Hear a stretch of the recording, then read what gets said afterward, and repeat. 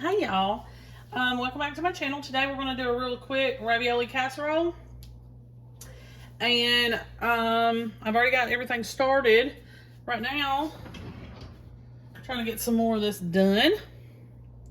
You're going to preheat your oven to 425 degrees, and you're going to take a cup of your favorite sauce and just put in the bottom of a pan.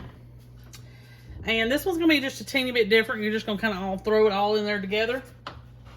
You'll see what I mean. Okay. So you're going to need some frozen ravioli. I usually use this one.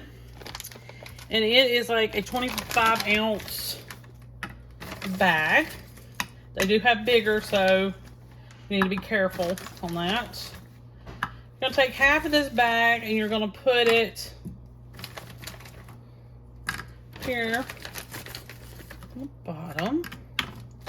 Now earlier I cooked a pound of ground beef and some onion, and we're gonna put half of it.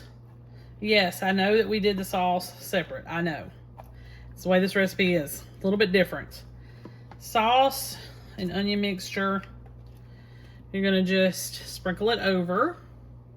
You're only gonna do half. Then you're going to add the cheese. You're only going to do half of that. And this is 2 cups of mozzarella. So 1 cup goes here. And the raviolis do not need to be cooked first. I need to emphasize that. All right, so we did that. And then I'm going to do some more sauce. And some more ravioli.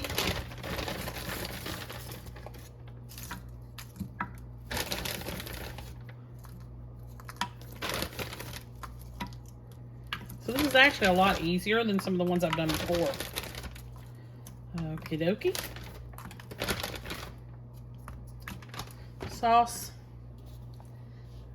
I'm sorry, ravioli. I'm not good with these layering casseroles. And more meat. And then all right, cheese. All right, there's no more ravioli, so I'm going to pour the rest of our sauce on this. I'm going to try to cover it the best I can, but you can only do so much. And this was a 24-ounce jar.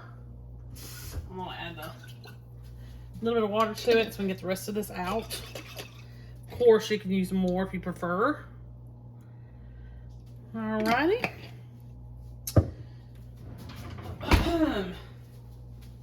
And then we're going to sprinkle the last of the cheese on top. This needs to go into a 425-degree oven, covered for 30 minutes. Real easy and simple. Dump and go. Cover this 30 minutes at 425. Okay, y'all, really easy, really simple. This is what's for dinner tonight, and I paired it with some garlic bread. It did great. No need to adjust time or temperature. Make sure you like and subscribe. I'll see you next time. Hey y'all, welcome back to my channel. Today we're going to make a cheesy ground beef casserole. First thing you're going to need to do is cook 2 pounds of ground beef and a medium onion diced. Then go ahead and drain it. And I'm at that point right now. Not sure what that is. That's kind of terrifying. So I've already drained it. And right now we're going to add some rice. Recipe said 2 cups. I'm going to only do like a cup and a half. You're supposed to rinse it first. I'm assuming that they want all the starch removed. They don't want it to stick. So I did rinse it. Will it perform correctly? Who knows? This is a little bit of an odd recipe, so we're just going to wing it. All right, so uncooked rice, rinsed. We've also got 2 cups of chicken broth. we're going to throw in there because this is going to be a one-pan meal. We're also going to put together some spices, chili powder, cumin, some salt, and garlic powder. So I'll put all that in there. And 2 cans of Rotel, undrained. And we're going to cook all this together until the rice is done. And then I will be right back with you. Let me just stir it and combine it. And get all those spices all mixed in together. This is going to be a little bit spicy, so be prepared.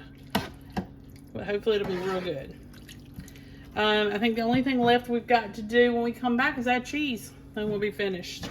But right now we're going to put a lid on this and let this cook and absorb all this liquid. And we'll put it on about medium heat. And I'll see you back here in a little while.